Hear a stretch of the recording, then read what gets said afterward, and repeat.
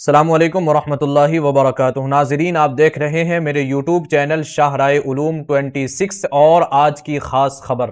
قائد ملت امیر الہند حضرت مولانا ارشد مدنی نے جاوید اختر کے بیان پر کیا کہا؟ افغانستان میں طالبان حکومت کے وزیر خارجہ مولانا امیر خان متقی نے 11 اکتوبر کو دارالعلوم دیوبند کا دورہ کیا۔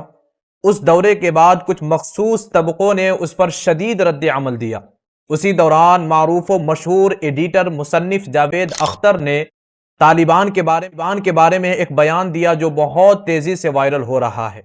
اس کے بارے میں مولانا ارشد مدنی دامت برکاتہم العالیہ سے سوال کیا گیا تو انہوں نے جاوید اختر کے رد عمل کو سختی سے مسترد کر دیا۔ حضرت مولانا ارشد مدنی صاحب دامت برکاتہم العالیہ نے کہا کہ جاوید اختر کی بات سنی سنائی ہے۔ وہ یہ کہہ رہے ہیں کہ طالبان لڑکیوں کو تعلیم حاصل کرنے سے روکتی ہے، لیکن یہ حقیقت نہیں ہے۔ طالبان صرف یہ کہتے ہیں کہ لڑکے اور لڑکیاں دونوں الگ الگ تعلیم حاصل کریں، دونوں الگ الگ ایجوکیشن لیں۔ مولانا نے مزید کہا کہ ہندوستان میں بھی کئی ایسے ادارے ہیں جہاں پر صرف لڑکیاں ہی تعلیم حاصل کرتی ہے، صرف لڑکیاں ہی پڑھتی ہے، اور یہ بالکل معمول کی بات ہے۔ اس پر اعتراض کرنا یہ تنگ نظری کی علامت ہے۔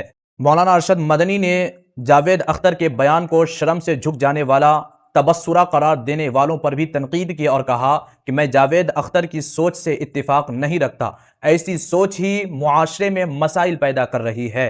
مولانا مدنی کا کہنا تھا کہ آج ہندو اور مسلمان لڑکیاں ایک ساتھ ایجوکیشن لے رہی ہے، ایک ساتھ پڑھائی کرتی ہے، اس سے بعض مسائل جنم لیتے ہیں، اس لیے بہتر ہے کہ لڑکے اور لڑکیوں کے اسکول الگ ہوں۔ واضح رہے کہ جاوید اختر نے سال 2021 میں طالبان اور RSS کا موازنہ کیا تھا، جس پر اس وقت بھی ایک بڑا تنازع کھڑا ہوا تھا۔ ناظرین، آپ کا اس معاملے پر کیا خیال ہے؟